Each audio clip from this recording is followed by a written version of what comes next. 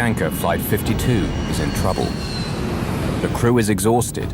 They're over New York City and almost out of fuel. Are we cleared to land now? Yes, sir, we are clear to land. Tell me things louder because I'm not hearing it. They're cleared to land. Soon the nightmare will be over. Gear down. Glide slow! Grade 500 feet. The captain desperately searches for the runway at Kennedy Airport, Lights! but he can't find it. The runway, where is it? Don't see it.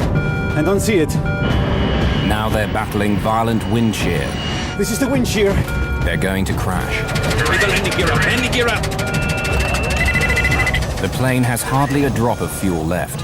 They cannot land.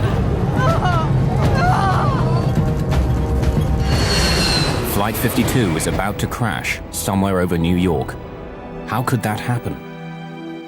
Even the world's finest air crash detectives will never agree about who is to blame. Relevance of testimony. Southwest of Kennedy Airport, with a track brought up. Go 106 to Main Street, Illinois to Bay.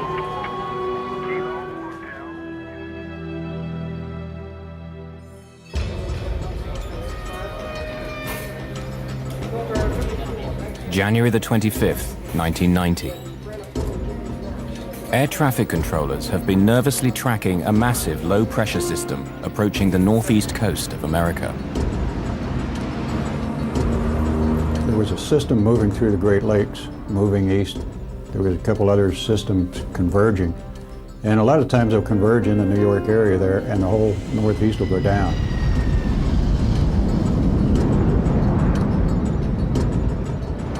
The weather is already near the safe minimum to land a plane. Flights will have to be cancelled or delayed. The terminals will be choked with thousands of angry passengers.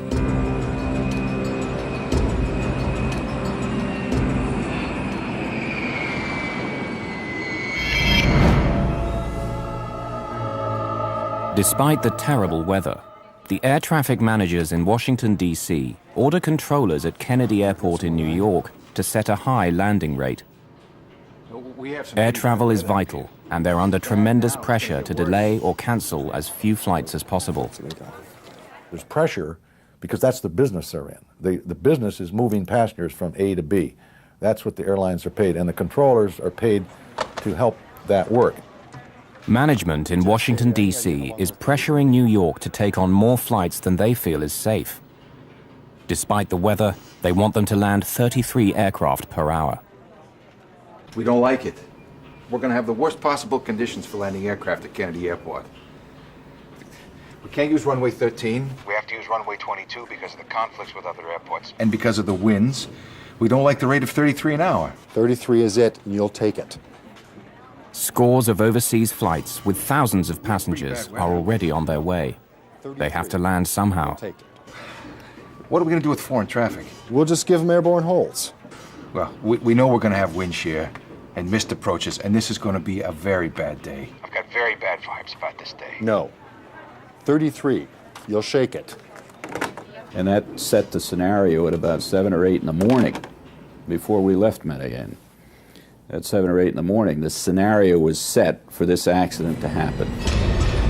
But within the next few hours, fog and low clouds have closed the main runway at JFK. Now, whatever their bosses say, the controllers won't be able to land 33 aircraft an hour.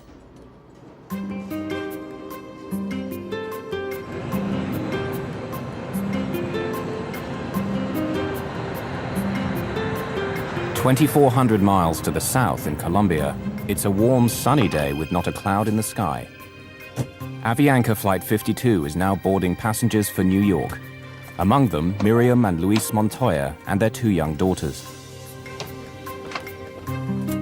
I remember during that day in the morning, before we boarded the flight, I talked to a friend that was going to pick us up at the airport in New York. He told us the weather conditions were bad. The temperature was very low, and it was rainy, and it was going to be foggy. After a short business trip, Nestor Zarata is traveling home to New York.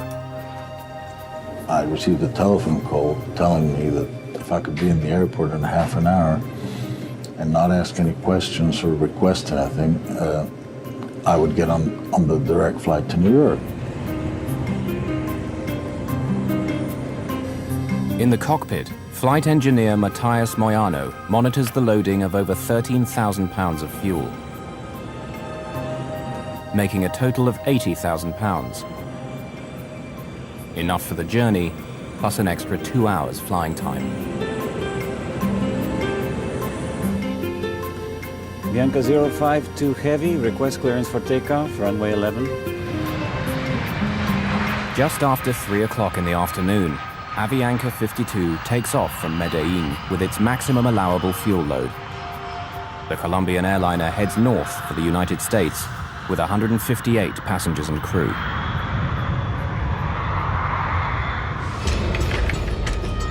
By early evening, deteriorating weather has made flight operations at JFK appalling. Continue to the left, heading 230 vectors and holding for Cameron again. With no way of turning back the overseas flights, aircraft are forced to circle round endlessly, waiting to land. Turn left. There is a wind shear alert on final at 1,500 feet. Turn left. Controllers work frantically to keep track of the growing number of aircraft now in the skies over New York. 251, you are clear to land. When Mother Nature gets involved, problems develop. The tension gets higher, the pressure gets higher, decisions become more critical. At JFK, any idea how long those delays are going to be? I talked to someone else over there, no idea. I'm holding over here. Delay's indefinite due to the weather. The traffic's missing the approaches. They're going around. I just can't give you a good answer. Your guess would be as good as mine. That's the best I can tell you.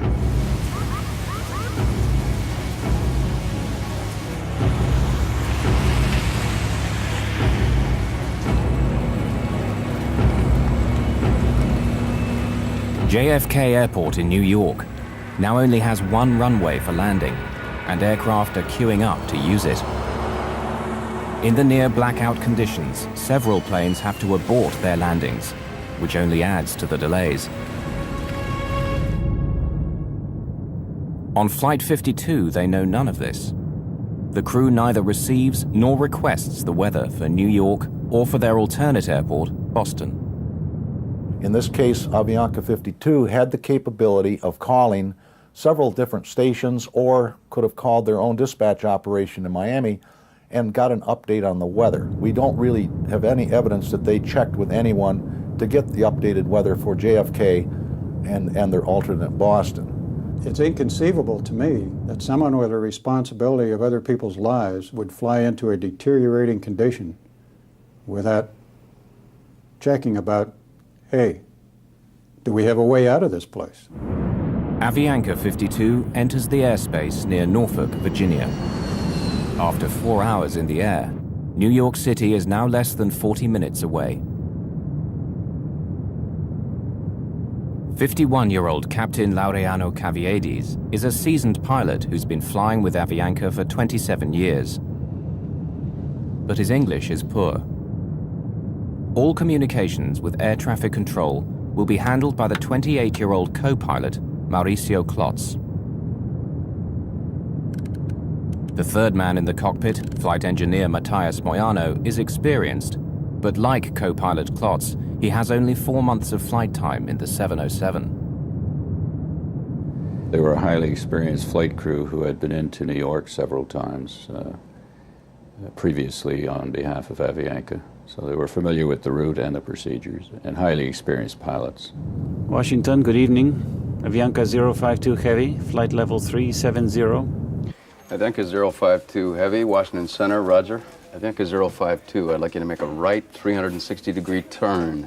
And I need you to get a pencil ready for holding instructions at Norfolk. Okay, 360-degree right turn at Norfolk, Avianca 052 Heavy. Avianca 052, you ready to copy your holding instructions?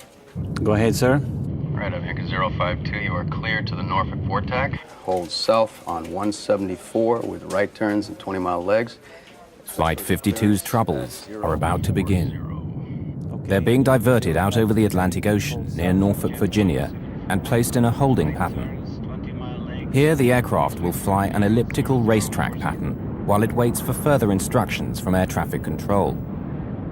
They don't know about the bad weather ahead, but with enough fuel for more than 2 hours of flying, there's no cause for alarm.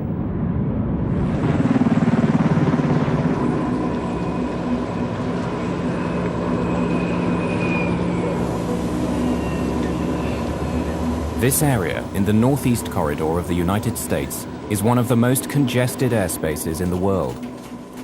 Incoming traffic from overseas is routinely directed through a pipeline of controllers before being cleared to land at one of 3 major airports in the New York area: JFK, LaGuardia, and Newark.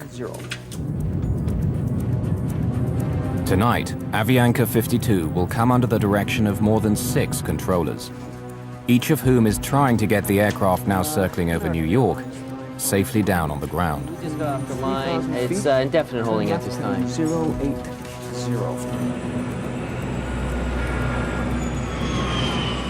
We just had 3 missed approaches on 22 right. We just went below the minimums. We just had 4 misses on 22 right, which is our primary runway. The visibility is getting worse, and it's worsening. All right, how many are you holding? Well, we're still holding the 12 or 13 we had earlier. We're expecting some pretty lengthy delays in another hour or so. While air traffic controllers try to cope with the increasing backlog of flights, Avianca Flight 52 circles for 19 minutes over the Virginia coast, waiting for permission to continue its journey to New York. Avianca 052, expedite descent through level 33. Just leave flight level 330 within 3 minutes, please. Okay, we'll leave 330 within 3 minutes. Avianca 052 Heavy. The Avianca jet is on its way to New York at last, but they have no idea of the trouble that awaits them.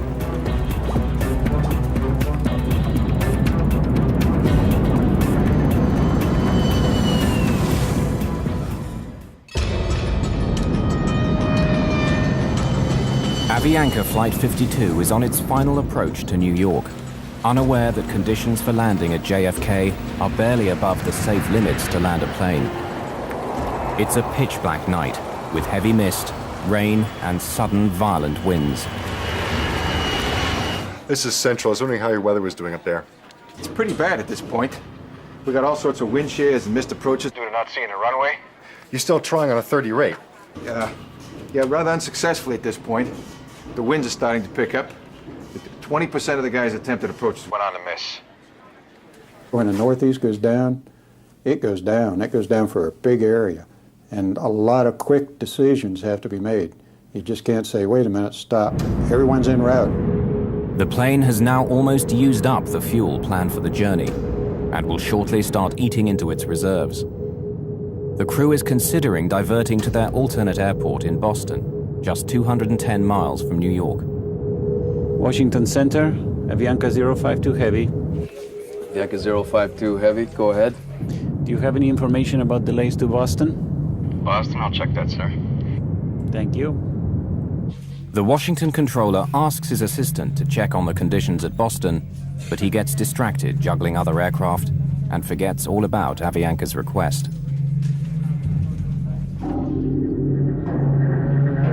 While Flight 52 is left waiting for an answer that never comes, their precious fuel supply is slowly draining away. Ask him about Boston again. Did you ask about delays at Boston, or are we going to approach Kennedy? Okay, Avianca 052, it looks as though New York Center may have to hold you for possibly up to 30 minutes. You can expect clearance on course just momentarily with, stands right now, an additional holding of at most 30 minutes. With that in mind, you want to check on an alternate airport? I believe Boston is. I'll check on Boston. Okay. We're now descending to 190 and expecting information about Boston. Okay, Avianca 052, I've been advised Boston is open and accepting traffic if you do need that as an alternate airport. Okay, stand by a minute. Flight engineer Moyano begins to calculate how much fuel they'll have after an additional 30 minutes of holding. Even before they can respond, Washington Control directs them to another holding location. Avianca 052 Heavy, make a right turn now to intercept the Cameron 2 arrival. Cleared on course, maintain flight level 190. Flight 52 is now off the New Jersey coast in an area known as Cameron, less than 45 miles from Kennedy Airport, but it seems as far away as ever. During all those holding times, I was praying and trying to see where we're going to land. I mean, when we're going to be on the ground. I don't want to be here anymore. Ladies and gentlemen, is your captain. I apologize for the delay, but it appears we're going to be holding as we wait our turn to land in New York. Please remain seated with your seatbelts fastened, and we should have you on the ground shortly. Thank you. There was a point where the captain announced that there was traffic in the New York City area and that we would be on hold for a while and that he would get back to us. It will be the last communication the crew has with the passengers. Flight 52's situation now goes from bad to worse. Avianca 052, descend and maintain 14,000. It's handed over to the New York controllers, who even on a good day can be intimidating. And today is not a good day. There are up to 39 aircraft trying to land and dozens more on the ground waiting to take off. Avianca 052, expect further clearance at 0139. Avianca 052 Heavy, roger. Tired and frustrated, the crew of Avianca 52 continues to circle the crowded airspace over New York while they wait for clearance to land. After more than 5 hours in the air, Luis Montoya is anxious to get his wife and 2 young daughters on the ground and back to their home in Queens.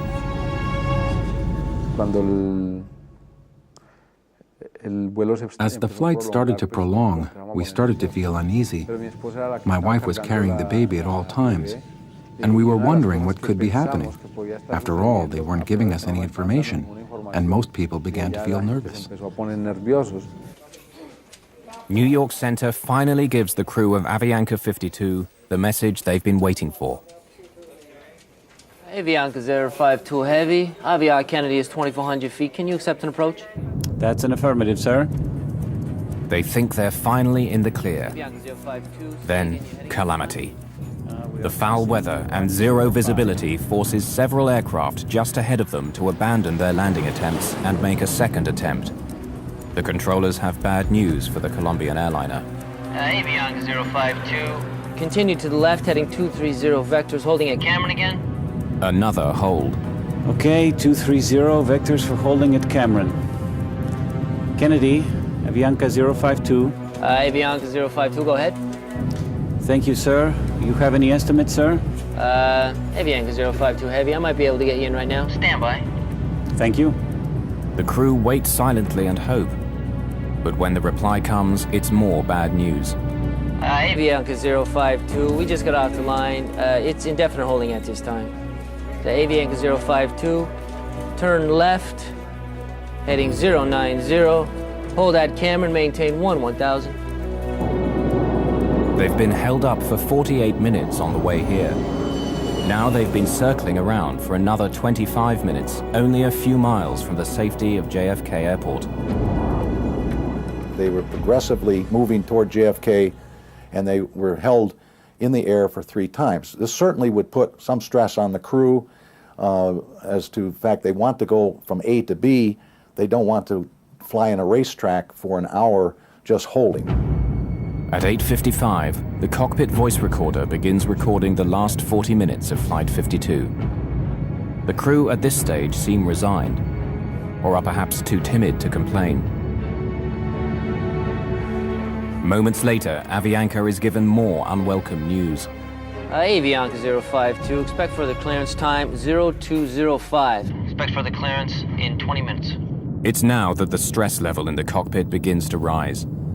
0205.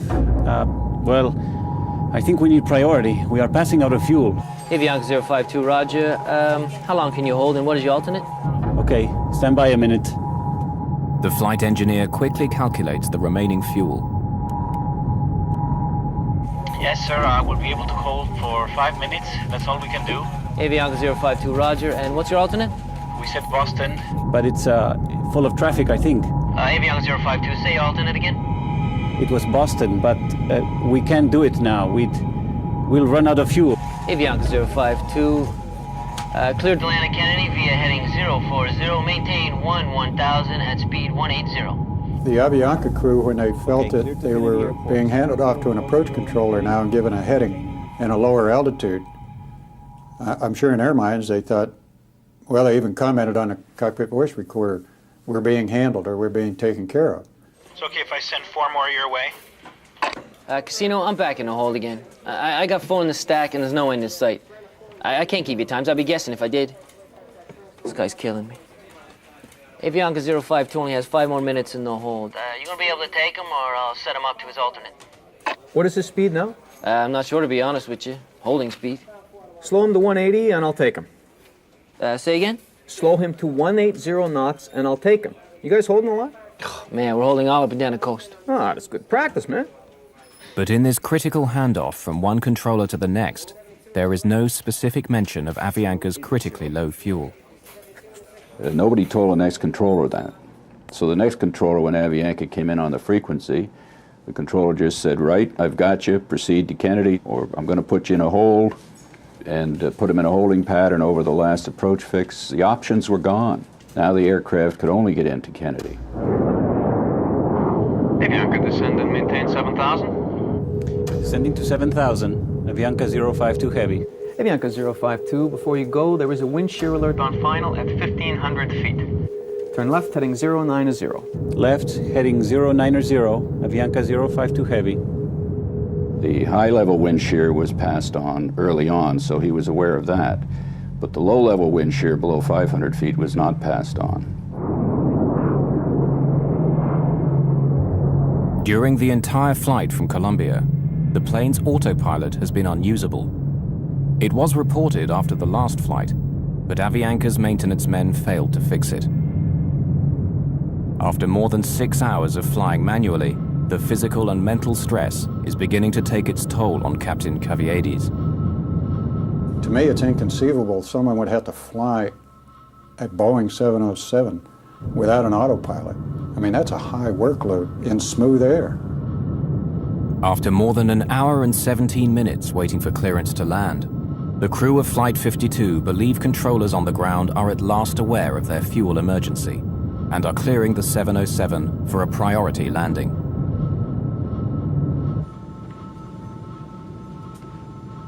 In the cabin, the flight attendants and passengers have no idea that their plane is dangerously low on fuel. Then the go-around procedure is stating that the power be applied slowly. In the cockpit, the crew now hastily discuss the go-around procedure, what the manual says they must do if they can't find the runway through the fog and low clouds and have to go around a second time. It's standard procedure. Power be applied slowly and to avoid rapid accelerations and to have a minimum of nose-up attitude. To maintain what? Minimum nose-up attitude. That means... Flight engineer Moyano is concerned that if the captain were to pull up the plane's nose too sharply, all the remaining fuel would slosh to the back of the tank, causing engines to stop. Covered on fuel during the go-around. What it means is it doesn't contain fuel for feeding itself and a flameout could occur. And it is necessary to lower the nose again. Right now we are proceeding to the airport inbound. We have 17 miles. Roger. This means we'll have hamburger tonight. Avianca, descend and maintain 3,000. Descend and maintain 3,000. Avianca 052 Heavy. 3,000 feet. They got us. They're already vectoring us. No, they are descending us. And they are giving us priority. Avianca 052 Heavy, contact Kennedy Tower 119.1. Good day. Only minutes before landing, Flight 52 is handed off to a JFK tower controller whose shift is about to end. Avianca 052 Heavy, Kennedy Tower 22 left. You are number 3 following 727 traffic on a 9-mile final. Avianca 052 Heavy, roger. Can I lower the landing gear yet? No, I think it's too early. If we lower the landing gear, we have to maintain a very high nose attitude. So desperately low is their fuel that the first officer wants to delay putting down the landing gear, which will increase the aircraft's drag, requiring more power and using more of what little fuel they have remaining. I was so happy. For me, it was like a joy. I mean, we're going to land soon, and this is going to be end. Avianca 052, what is your airspeed? Avianca 052, 140 knots. Avianca 052, can you increase your airspeed 10 knots? 10? Okay, 10 knots, increasing. Increase. 10 knots more. Tell me things louder because I'm not hearing it. Lower the gear. Gear down. Avianca 052, 22 left, wind 190 at 20, cleared to land. Clear to land, Avianca 052 Heavy. Wind check, please. 190 at 20. With the weather deteriorating and flying on fumes, the crew of Flight 52 will have only one chance of getting their 149 passengers safely on the ground. Avianca 052, say airspeed. 145 knots. Are we cleared to land, no? Yes, sir, we are clear to land. Stand by. Flaps 50. Landing checklist complete. It was extremely important that Avianca 52 landed on their first approach JFK. The voice recorder revealed that the captain was certainly quite concerned about the fuel state, and he was talking aggressively with the first officer, putting out flaps, getting the airplane configured. The flight engineer had to know they were out of fuel. And when they came in for their first approach, it was time for the flight engineer to say, this is the only approach we're going to be able to make. And he didn't. Give me 50. Flaps 50 now. All set for landing. Standing by for lights.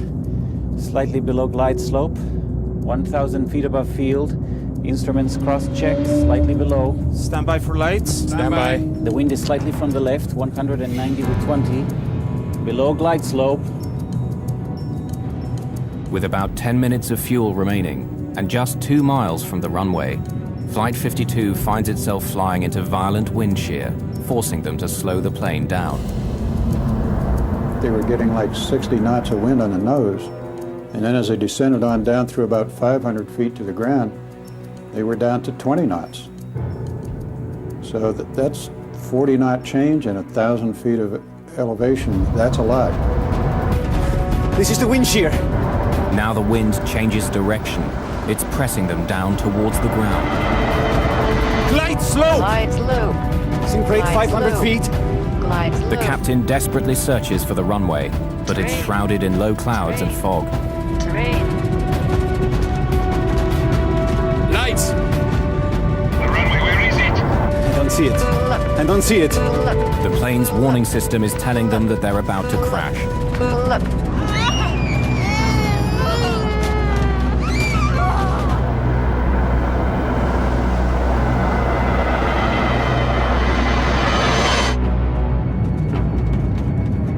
Glide slope.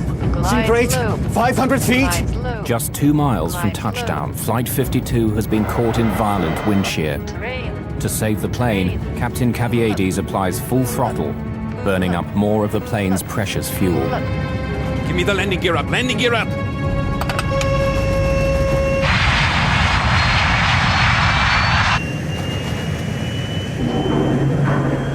The airplane was about 200 feet above the ground, about 2 miles from the runway, which was well below the glide slope and very dangerous. So the airplane almost crashed on its first approach. When you get a missed approach, now it changes the whole ball game.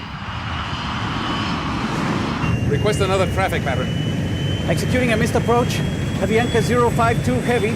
The operation of pulling the plane up in the missed approach was a very violent one.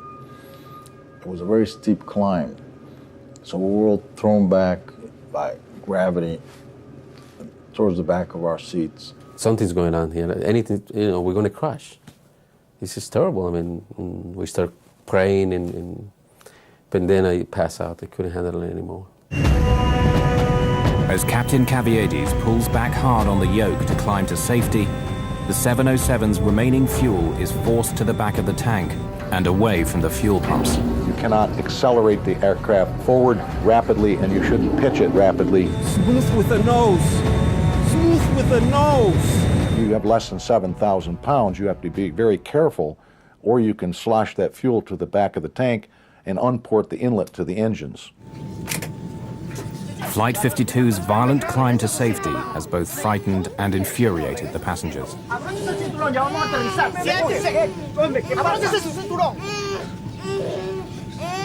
Mi My baby Daniela also started to feel uneasy and began to cry. We began to get the feeling that something was about to happen. I buckled up with the baby just in case there was a problem. She's very little, and I was concerned that my weight could have crushed her. I had her in my arms, and we began to say the Lord's Prayer. I don't know what happened with the runway. I didn't see it. I didn't see it either. I didn't see it. Avianca 052, you were Making a left turn, correct, sir? Tell him we are in emergency.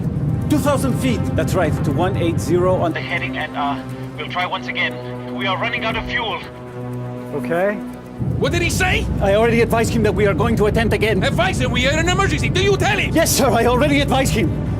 But the tower controller, at the end of his shift, transfers Avianca 52 to his counterpart in approach control.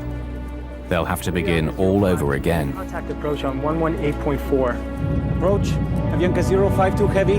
We just missed a missed approach and we are maintaining 2,000. Flaps 14. Avianca 052 heavy, New York. Good evening. Climb and maintain 3,000. Advise him we don't have fuel. Climb and maintain 3,000. We are running out of fuel, sir. Okay, fly heading 080. Did you already advise him we don't have fuel? Yes, sir, I already advised him. We are going to maintain 3,000 and he's going to get us back. As they get back in the pattern and circle the field and come back in again. That again adds to the traffic jam that was being created at Kennedy Airport. Avianca 052 heavy, I'm going to turn you about 15 miles northeast and then bring you back onto the approach. Is that okay with you and your fuel? What did he say? The guy is angry. I guess so. Thank you very much. These guys were out, and they didn't say we were out. And he allowed the approach control to vector them way out in the original pattern and 15 miles north of the outer marker again. Flight 52 was instructed to fly a long approach pattern for another landing attempt. The plane is down to its last dregs of fuel as the crew waits for final clearance from ground controllers. In their minds that they were being handled and taken care of, and they had enough fuel to go around and shoot the approach. But on the way, they were given a 360 turn because of traffic spacing. And then they were run way out towards Long Island and vectored all around, which was equivalent to holding for another 15, 20 minutes. Did you get clearance yet? Can you give us a final yet? Avianca 052 heavy. Avianca 052. Affirmative, sir. Turn left, heading 040. Climb and maintain 3,000. Negative, sir. We are running out of fuel. Okay, turn left, heading 310, sir. Set flaps 14. Okay, and you're number 2 for the Approach. I just have to give you enough room so you can make it without having to come out again. Okay. We're number 2 and flying 360 now. Avianca 052 heavy, turn left, heading 330. The lights in the aircraft start to flicker, a sign that the engines are being starved of fuel. 330 on the heading, Avianca 052. Once there's no fuel flowing through the pump out of the tank, an amber light comes on to tell you that tank is empty. Flame out! Flame out on engine number 4! Flame out on it! Flame out on engine number 3! Over the runway. The passengers can hear the sound of the engines beginning to shut down.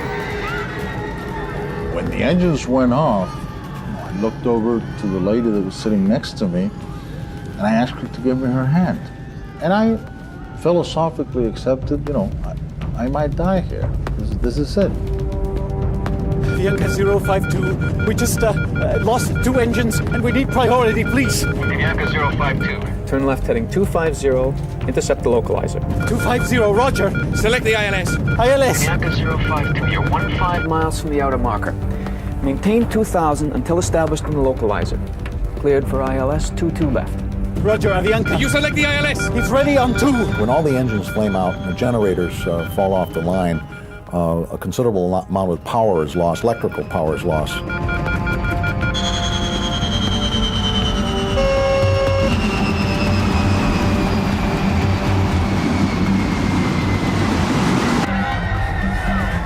In the cabin, the screams, the crying, and then this terrible sound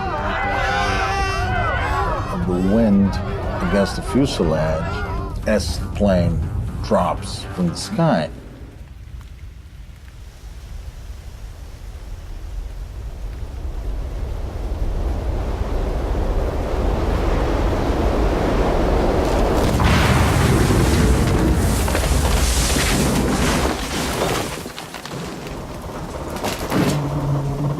052, radar contact lost. Avianca's missing due to the weather thing. Yeah, Avianca 52 lost an engine. We're trying to find out why. Yeah, we're no longer talking to Avianca. He's 15 northeast of Kennedy. Ah, wonderful. At Clipper 18, turn left heading 180. 6.5 hours after leaving Colombia, Avianca Flight 52 is missing somewhere over New York.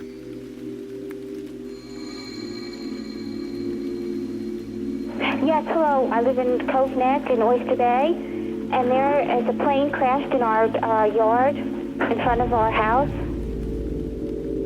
When I woke up, the first thing that I did, I put my hand over here in my back, and I was bleeding. I said, "Oh my God, we crashed." Both my legs were broken, and I had, blood all over the place. El asiento en el que estaba sentada la hija mía, sí recuerdo que estaba. The seat where my daughter was sitting was totally destroyed by pieces of steel that happened to have come from the wing. Pedazos de hierro que entraron del ala y lo.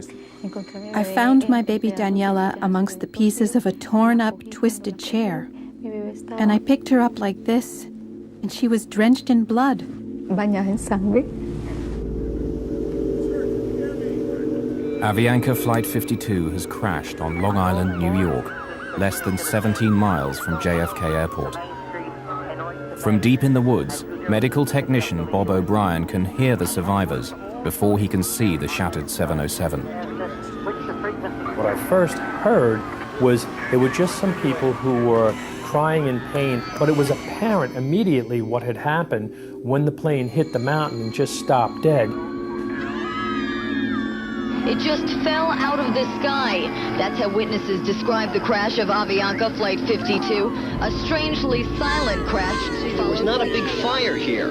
That will make it easier for investigators to examine if there were any gas or engine problems. There have been reports of lightning in the area just before the plane went down. The spokesman for the controllers union says that Kennedy is critically understaffed, a problem that is compounded by bad weather. Rescuers have not yet given up on finding more victims.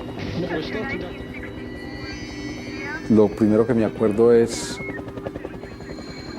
que yo miro y First thing I remember is that I looked up and I saw a priest. He was praying for me and I was lying down on the ground. Right above us, I saw 3 or 4 helicopters flying over us. 3 o 4 helicópteros volando encima mío.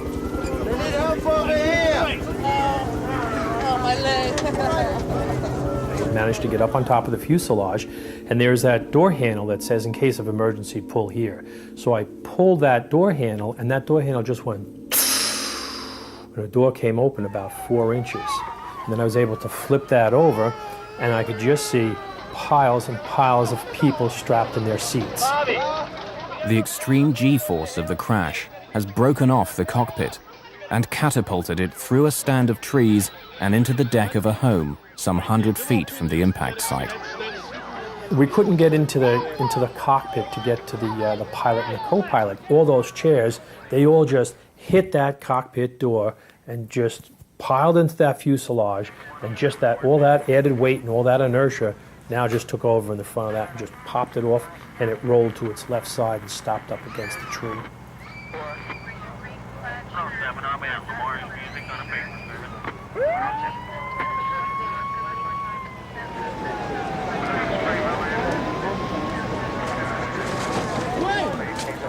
Come on, somebody get the back here.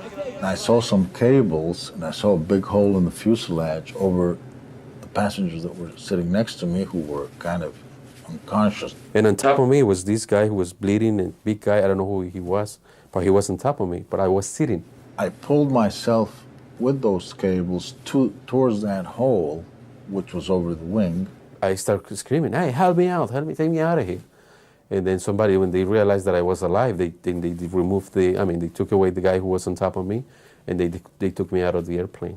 At that moment, a fireman was climbing on the wing, and he saw me, and he said, "There's a guy here," and he pulled me out.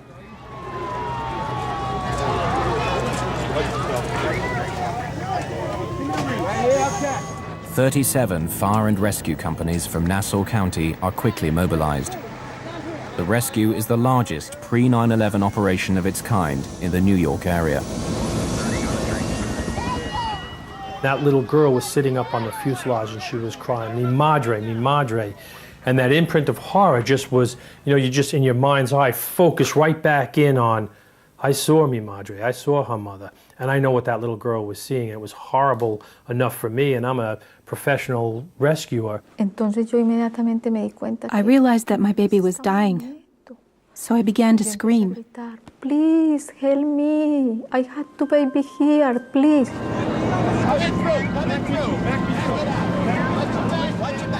The plane has crashed in the wealthy neighborhood of Cove Neck, near the home of the father of tennis star John McEnroe. Medics set up a makeshift triage unit on his lawn. When daylight breaks 10 hours later, 85 survivors have been pulled from the wreck.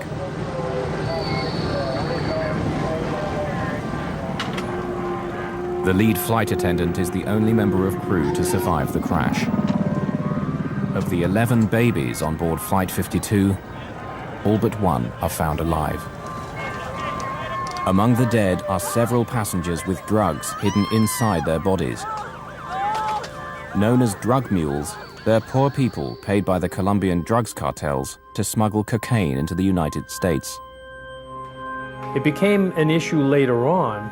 They posted police officers at the morgue because they were afraid that the drug cartel would come in and try to steal the bodies because they were worth $1 million a piece, and they were waiting for this shipment, and there were a lot of them.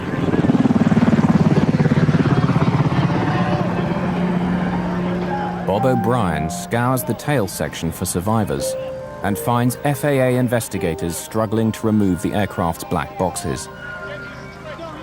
I grabbed the handle and just pulled the whole box out and took that out and brought that out the door and gave it to them. Even as people are being pulled from the wreckage, the on-site investigation begins. In charge on the ground is Barry Trotter of the National Transportation Safety Board. A former airline pilot, Trotter became an investigator after losing his right arm in a motorcycle accident. The condition of the aircraft was really astonishing to see that that much of the structure was left in the condition that it was in. It hit right on about a 28-degree embankment, and with the wings and all the other trees, it only slid 28 feet, so it hit and stopped instantly. Unaware of the details of Avianca's troubled flight, investigators quickly find a valuable piece of evidence. You could look at the engines right away and you could tell the engines were not turning. So there was no power on the engines. That was the first big clue. Trotter and his team examine the fuel tanks and find just a few gallons of jet fuel still on board. It becomes clear why the 707's engines stopped turning, but the question of who's to blame is still to be answered.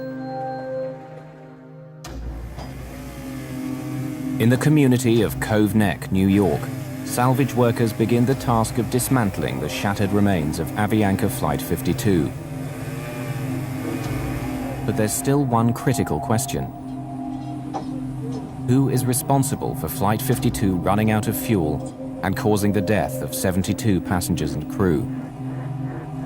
The answer will be worth millions of dollars and affect dozens of lives. At the lab of the National Transportation Safety Board in Washington, D.C., investigators are eager to recover data locked inside the two black boxes. The most telling of these is often the flight data recorder, which records critical information, such as the plane's altitude, airspeed, and heading. When we recovered the flight data recorder and brought it to our lab in Washington, we opened it and found that the foil wrap was not hooked up. So someone had actually intentionally taped the end of the foil so it wouldn't fly around and put it back in the airplane. Without the crucial flight data recorder, investigators rely heavily on Flight 52's cockpit voice recorder, which is found with more than 40 minutes of voice recordings of the crew and communications between the first officer and air traffic controllers. Yes, sir. We are clear to land. Stand by. All set for landing. Below glide slope. And it was apparent from the voice recorder transcript and tape that the captain was not understanding the first officer's radio communications that were being made in English. Everybody wants to blame the pilot, but he may be the last person to make a decision, and the scenario which caused him to be in that position where he makes the decision was created by several other people along the route. The captain asked the first officer about 9 times to clarify information or repeat it or to pass on information. We are going to attempt again. Herr Weissen, we are in an emergency. Do you tell him? Did he make a conscious decision to run out of fuel? No. He was sucked into a situation by the air traffic controllers where he ran out of fuel. Once the airplane got into the JFK area, there was certainly a serious breakdown in communications on the part of the pilots within the cockpit, on the part of the pilots talking to controllers, and controllers talking to the pilots, and the controllers amongst themselves, because there were handoffs and some of the urgency was not passed on within the controllers system. So we had multiple breakdowns in multiple areas here that ultimately led to this accident. Slow! The cockpit voice recorder reveals a crew desperate to land the 707 in near zero visibility and in extreme wind shear without the aid of an autopilot. In this case, the captain had a difficult time maintaining the glide slope during the approach with the wind shear, didn't see the airport, and had to make a go-around. That almost doomed the airplane at that point. The information being given to pilots en route was a wind shear up as high as 1,500 feet. But their pilots on approach were encountering wind shear as low as 300 feet, and that wasn't passed on to the Avianca pilot. This is the wind shear. The crew of Flight 52 is caught off guard. As they descend below 500 feet and slow down, a violent vertical wind forces them towards the ground, nearly causing the plane to crash 2 miles short of the runway. Ironically, Avianca 52's lack of fuel resulted in no fire or explosion, saving the survivors from almost certain death. If the flight would have found some level ground, it was conceivable he would have slapped the fuselage down and slid to a stop. With no fuel, there would have been no fire. And I think it's very possible that most of the people would have survived it in that case. As the hearings into the crash begin, lawyer George Tompkins is confronted by controllers who maintain that the Avianca crew failed to use the word emergency, instead using the word priority to communicate their situation. The government took the position that the pilot never declared an emergency, so no one knew that he had a problem. But saying you're getting low on fuel and saying you cannot make your alternate, the word emergency is not necessary to say. Negative, sir. We are running out of fuel. We just lost 2 engines and we need priority, please. And they thought they were telling them when they said we need priority. Para nosotros en español la palabra prioridad significa. In Spanish, for us the word priority means first. Corre a mí, te estoy necesitando. Attend to me, run to me. I need you right now. No sé si es que I don't know if priority in other languages means that you can wait. Que puedes esperar. To me, priority means a priority. If you ask a child, what is a priority to you, what are you going to say? He doesn't need to say an emergency. Avianca 052 only has 5 more minutes in the hold. You gonna be able to take him, or I'll set him up to his alternate? What is his speed now? I'm not sure, to be quite honest with you. Holding speed. The NTSB concludes that air traffic's handling of Avianca 52 was proper, considering the information they were getting from the flight crew. Many of the passengers are shocked and outraged by what they feel is a gross injustice, that air traffic control is found blameless.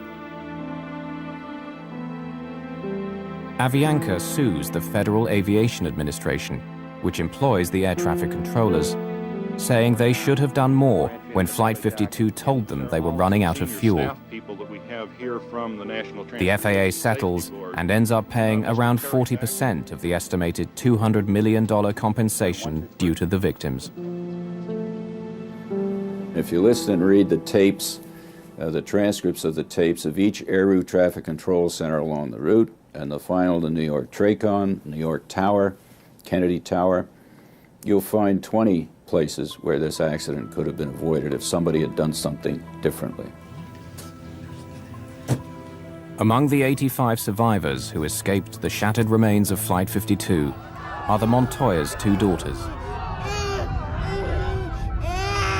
Daniela, the baby covered in blood, is now a healthy teenager preparing for college. The day just before the flight, we took a long trip to visit the Virgin Mary. This is a very important sanctuary in Medellin. Perhaps it was a miracle of God and the Virgin that the four of us survived. It was a miracle, and we feel blessed by that. For many of the survivors, recovering from their injuries has been easier than coming to terms with the reason why Flight 52 ran out of fuel. I had to learn to walk from scratch. It's difficult enough to deal with the injuries. It makes me very angry to think that a plane went down with 161 souls and had almost half the people lost their lives because of a word.